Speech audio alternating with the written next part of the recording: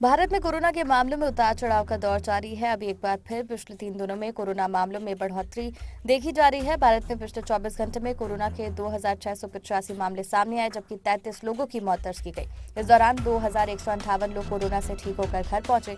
दिलचस्प बात है कि कोरोना के मामलों के लगातार बने रहने के साथ ही इसके वायरस में म्यूटेशन भी देखा जा रहा है। यही वजह है भारत में ओमिक्रॉन वेरिएंट के 2 नए सब वेरिएंट से संक्रमित मरीज मिले हैं।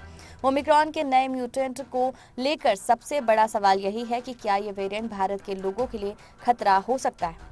इस बारे में Delhi all India institute of medical sciences के पूर्व निदेशक डॉक्टर MC मिश्र कहते हैं कि कोरोना की तीसरी लहर के बाद से ही भारत में ओमिक्रॉन वेरिएंट का संक्रमण देखा जा रहा है। साथ ही ये भी देखा गया कि तीसरी लहर के दौरान भारत के ज्यादातर लोग कोरोना वायरस से संक्रमित हो चुके हैं और इन सभी के अंदर इस वायरस के खिलाफ इम्यूनिटी भी बन चुकी है। इतना ही नहीं, भारत में वैक्सीनेशन भी अच्छा खासा हुआ।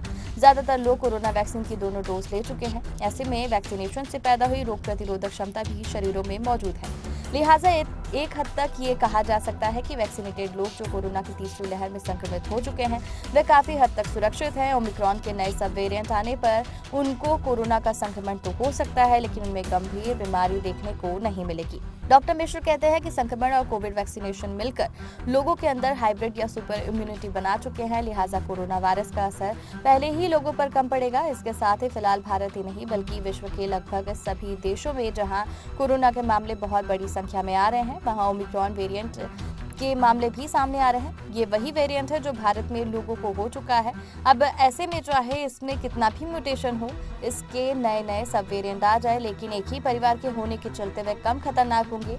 यहाँ तक कि WHO भी इन वेरिएंट को चिंताजनक नहीं मान रहा।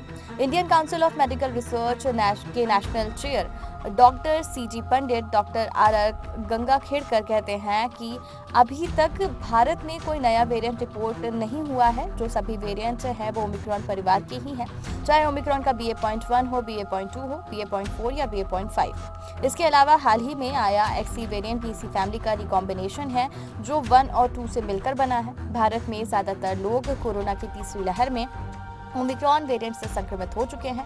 इसलिए ओमिक्रॉन फैमिली का अगर कोई भी वेरिएंट या रिकॉम्बिनेंट सामने आता है तो उससे यहाँ के लोगों को ज़्यादातर खतरा नहीं है। लोगों को इसे लेकर पैनिक करने की भी ज़रूरत नहीं है। हालांकि लोगों को एहतियात बरतने की ज़रूरत है, सावधानी रखनी होगी, मास्क पहनने और कोविड नियमों का पालन करना ज़रूरी होगा।